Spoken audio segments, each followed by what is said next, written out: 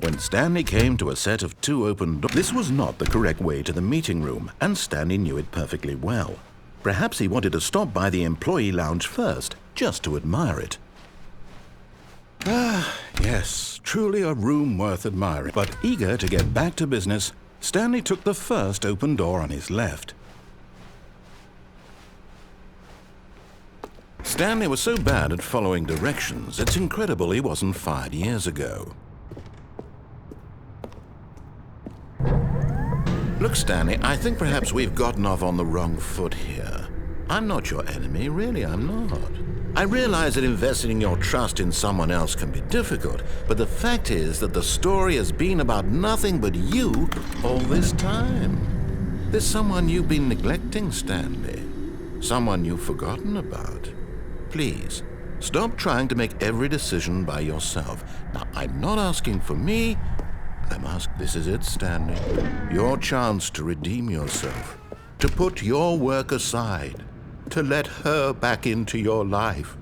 She's been waiting. That's her, Stanley. You need... Oh, no, you can't... Did you just unplug the phone? No, that wasn't supposed to be a choice. How did you do that? You actually chose incorrectly? I didn't even know that was possible. Let me double check.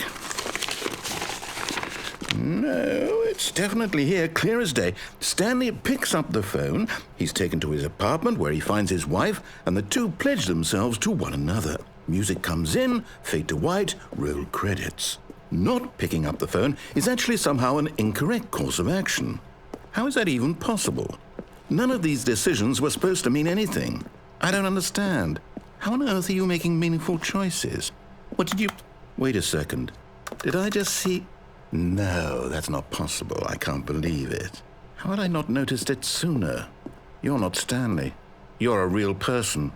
I can't believe I was so mistaken. This is why you've been able to make correct and incorrect choices. And to think I've been letting you run around in this game for so long. If you'd made any more wrong choices, you might have negated it entirely. It's as though you completely ignored even the most basic safety protocol for real-world decision-making. Or did you not grasp the severity of the situation? Well, I won't have that kind of risk on my watch. I'm going to stop the game for a moment so we can educate you properly on safe decision-making in the real world. Please observe this helpful instructional video. Choice.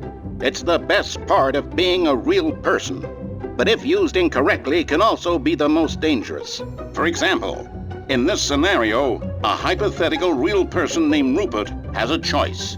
He could invent a machine that eliminates food shortages across the world to make life better for all people. Or he could spend years of hard work forgetting how to read.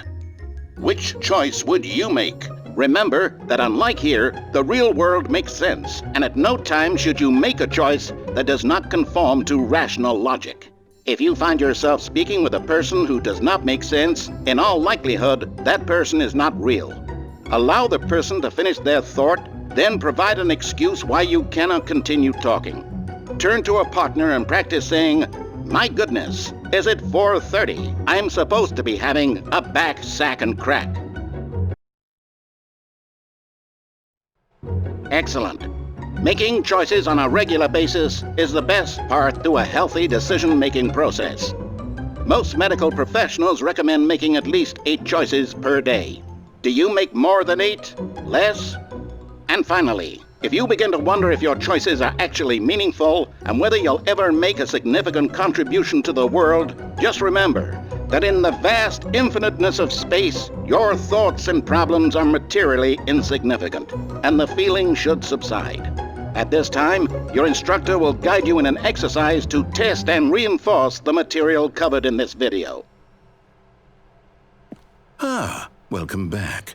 You may have noticed that this room has begun to deteriorate as a result of narrative contradiction. But not to worry. Now that you're properly informed on good decision-making, we're going to revisit a choice you made just a few minutes ago and see what the correct thing to do would have been. This way, please.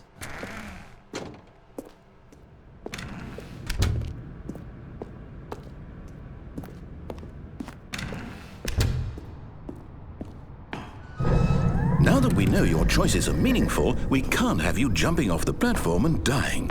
Imagine the main character dying senselessly halfway through the story. That story would make no sense at all. We just need to get you home as soon as possible before the narrative contradiction gets any worse. Unfortunately, it seems this place is not well equipped to deal with reality.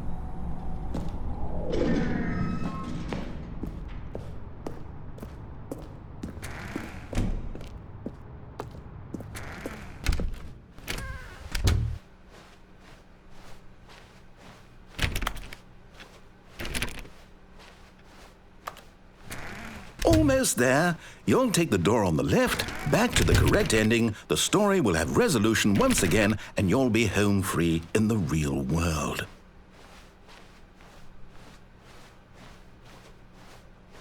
Now remember, all you need to do is behave exactly as Stanley would. That means choosing responsibly and always putting the story first. I'm quite sure you'll be up to the task. Just follow my lead and you'll be fine. All right. When Stanley came to a set of 2 open doors, he entered the door on his left.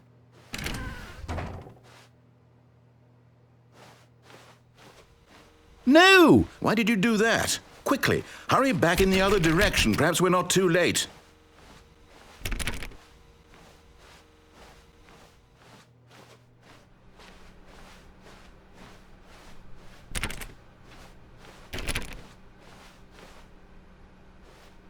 Oh, it's ruined. I can't believe, after everything we talked about, that my story, you've destroyed my work. Why? For what? What did you get out of that? What did you think was so special about seeing the game undone, left here like so much garbage? It's worthless now. And what am I supposed to do? Even if there were a way to continue, would it be worth it? To know that my story is now incorrect? How can I go back to that? I can't erase that knowledge. I'll have to live with it forever, reliving its impossibility forever. I couldn't live that way. Is it better to shut the game down entirely? To willingly destroy all of my work? I don't know. What's the answer? What do I do? What do I do? What do I... No, I have to. I have to shut the game down. I have to. I have to.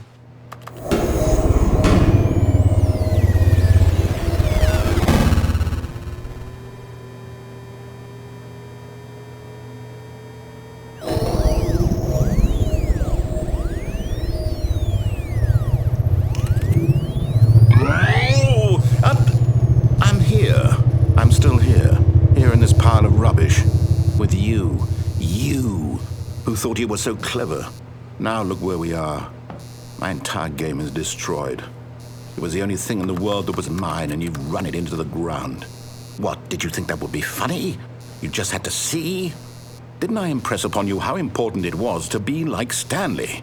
He actually knows how to do what I tell him to. He understands that if I say to do something, there's a damn good reason for it. That thought hadn't even occurred to you, had it? That there's a world outside of you? You're a child. Oh, my story. If you'd just gone through the door on the left, you would have seen it. There was a whole underground facility. You would have destroyed it and been victorious. It would have been so perfect. I worked so hard on it. I tried so hard to make... behave exactly as Stanley would. That means choosing responsibly and always putting the story first. I'm quite sure you'll be up to the task. Just follow my lead and you'll be fine. All right. When Stanley came to a set of 2 open doors, he entered the door on his left. No! Why did you do that? Quickly, hurry back. Behave exactly as Stanley would. That means choosing responsibly and always putting the story first. I'm quite sure you'll be up to the task. Just follow my lead and you'll be fine. All right. When Stanley came to a set of 2 open doors, he entered the door on his left. No! Why did you do that? Quickly, hurry back. Behave exactly as Stanley would. That means choosing responsibly and always putting the story first. I'm quite sure you'll be up to the task. Just follow my lead and you'll be fine. All right. When Stanley came to a set of 2 open doors, he entered the door on his left.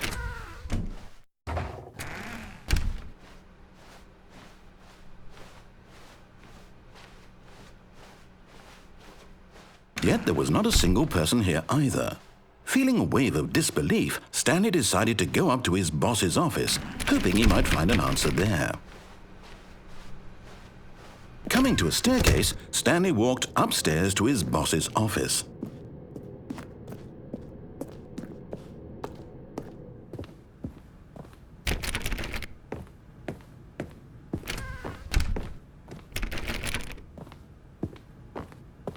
Stepping inside his manager's office, Stanley was once again stunned to discover not an indication of any human life. Shocked, unraveled, Stanley wondered in disbelief who orchestrated this, until he saw the door with a voice receiver next to it. Surely behind this door lay all the answers to his questions. And beyond all probability, he knew the passcode. He had seen it on his boss's computer just last week. Night Shark 115. Was this the code to open the door? Would it still work? There was only one way to find out. Stanley had been trained never to speak up, but now he would draw from within himself the courage to face the unknown. He drew a sharp breath and then spoke the code.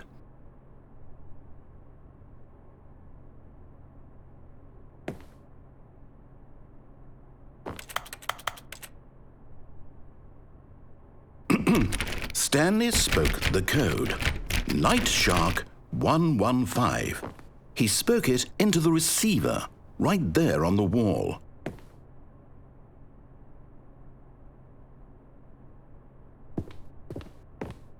I'm sorry, is there a problem? You didn't mishear me, did you?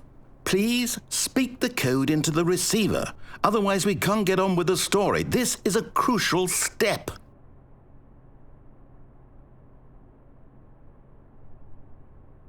Okay, fine, you're not going to do it, but you know what? It's pretty humiliating to bring you this far, only for you to suddenly decide you have better things to do. I asked you for this one single thing, for your respect. The kind of respect Stanley shows for his choices. He knows what it means to take a story seriously. If you didn't want to see what I had to show you, then why did you come here? You had a choice, you know. You could have gone through the door on the right. You could have done whatever the hell you wanted over there. Why did you come this way? Speak. Say something to me. Explain yourself, you coward. You... When Stanley came to a set of two open doors, he entered the door on his left. Stanley? Hello? Is everything okay? Stanley, please. I need you to make a choice. I need you to walk through the door. Are you listening to me? Can you hear me? Is everything all right? Stanley, this is important. The story needs you. It needs you to make a decision. It cannot exist without you. Do you understand me? Whatever choice you make is just fine. They're both correct. You cannot be wrong here. We can work together. I'll accept whatever you do. I simply need you to take that step forward, please. Choose. Do something. Anything. This is more important than you can ever know. I need this. The story needs it. So, you hear me? Are you there? Are you listening to this? Stanley, are you there? Okay.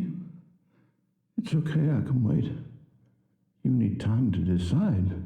Time to make sure your choice is correct. That is the best choice. That's all right. I'll wait for you to decide what's the right thing to do. Take as much time as you need.